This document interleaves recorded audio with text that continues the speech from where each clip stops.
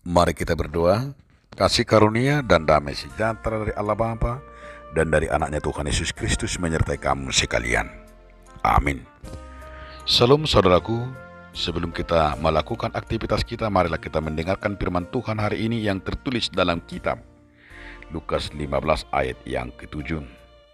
Aku berkata kepadamu, demikian juga akan ada sukacita di sorga karena satu orang berdosa yang bertobat, lebih daripada sukacita karena 99 orang benar yang tidak memerlukan pertobatan. Hudok matuhamu, sumat tusido kumudang lasni roha di bano gicang.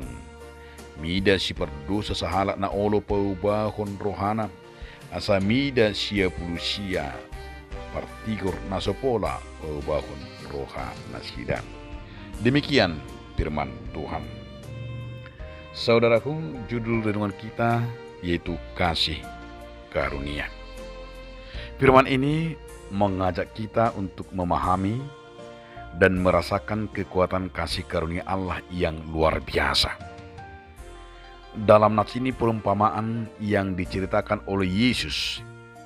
Ia menggambarkan kasih karunia Allah melalui kisah anak yang hilang, yang sering kita dengar dengan anak yang hilang.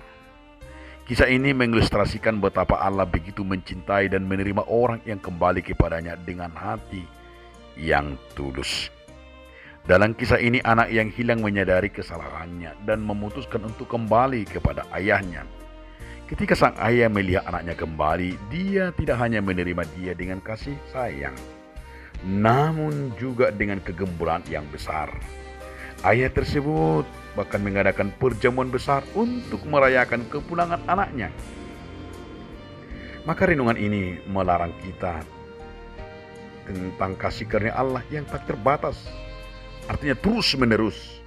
Meskipun kita orang berdosa dan seringkali kita melukai Tuhan.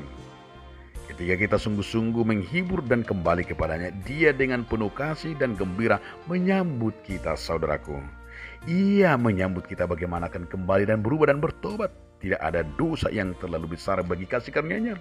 Dia siap memberikan pengampunan, pemulihan, dan kasih karunia kepada kita. Dalam hal inilah renungan ini, firman Tuhan mau mengajak kita untuk memiliki sikap yang sama dalam hubungan kita dengan sesama. Seperti Allah yang memberikan kasih karunia-Nya kepada orang-orang berdosa yang menderita. Kita juga harus belajar untuk memberi kasih karunia kepada mereka yang berdosa yang membutuhkan, yaitu pertobatan. Kita boleh kecewa, kita boleh menolak, tetapi dengan balas kasihan dan rasa sayang dan karunia, kita dapat menjadikan saluran berkat kasih karunia Allah yang kita terima. Lewat nats ini kita diberikan kesempatan untuk pertobatan dan pengampunan dalam hidup kita.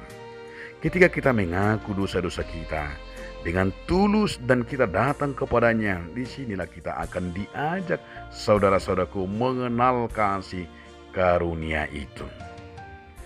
Karena itu saudara-saudaraku, apa yang mau disampaikan oleh nats ini kepada kita?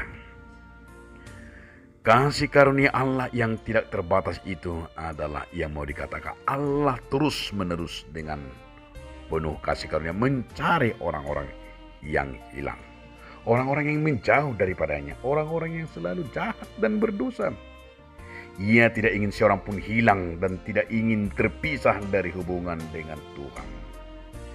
Ketika seseorang berdosa dan merasa sedih, Allah dengan rasa senang menerima mereka yang kembali dan memberikan pengampunan kepada kita lewat kasih karunia yang berlimpah. Renungan ini saudara-saudaraku mengajak kita tentang betapa besarnya kasih dan kemurahan hati yang kita terima dari Tuhan. Tidak ada dosa yang begitu besar di hadapan Allah, dan Ia selalu memberikan pengampunan dengan tulus kepada kita. Ingatlah, Dia selalu siap menerima kita dengan tangan yang terbuka dan memberikan kita kesempatan untuk memulai hidup yang baru. Selain itu juga saudara-saudaraku, betapa pentingnya kita juga menjaga hati yang penuh dengan pertobatan dan terbuka bagi Tuhan. Kita tidak boleh merasa lebih baik Dan kita tidak boleh merasa lebih hebat dari orang lain ketika ada yang bersalah, ketika ada melakukan kejahatan.